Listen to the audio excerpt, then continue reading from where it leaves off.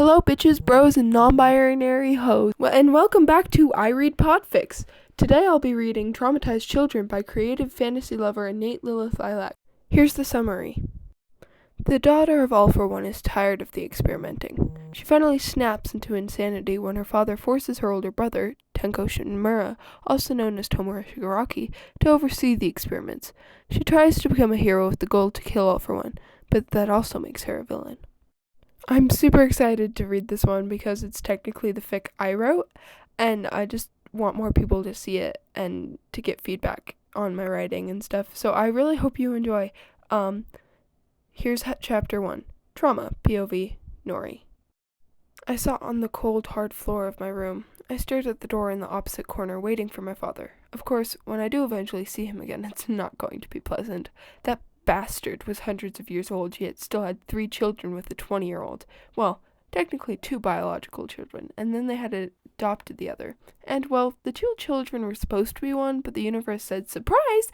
And my mother popped out me and my brother, Izuku Midoriya. Surprisingly, in our family, it wasn't the siblings who were always fighting. It was the parents. It eventually resolved through divorce, and my father took me and Tenko ni. Poor Zuzu. He must have been lonely all these years. The lock to the very high-security door clicked. I looked up and I was a bit surprised to see Oni-chan, Tenko ni, entering the room alone. Tenko ni? Using my voice after such a long time without it caused me to go into a giant coughing fit. It burnt my lungs and my throat felt constricted. If you think your pitiful display will cause me to show you mercy, you are sorely mistaken.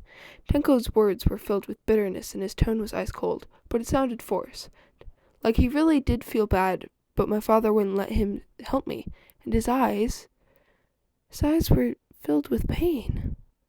My anger, which was already boiling just below the surface, became even harder to keep down. I had to shove it down with all the mental strength I had left to save it for later. That day was the day I decided to go through with my master plan, when the thin line keeping me sane snapped. But it was also the first time I died. After being stabbed by multiple needles, cut by a scalpel in multiple places, and being dumped into a human-sized test tube, it was time to make all hell break loose. The test tube shattered, spilling toxic liquid everywhere. Alarms blared, triggering a bit of PTSD from my childhood, which only succeeded in solidifying my plan in my head. I booked it towards the lab exit, slamming through the door using my momentum.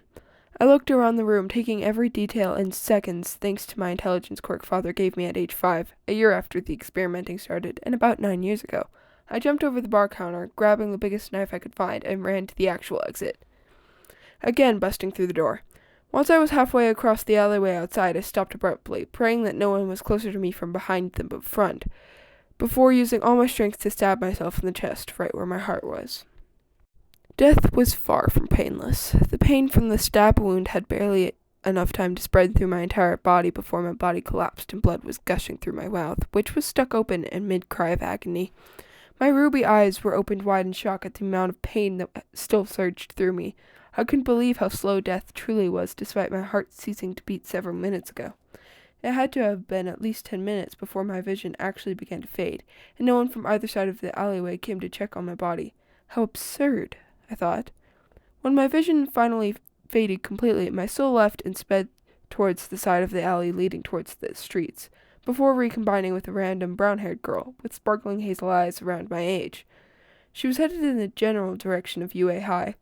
I could see what she saw as if I were watching TV, and if I looked a bit over to the right, I could do the same with her thoughts. It felt similar to watching a live stream, with the girl's vision as the actual content and her thoughts as the chat.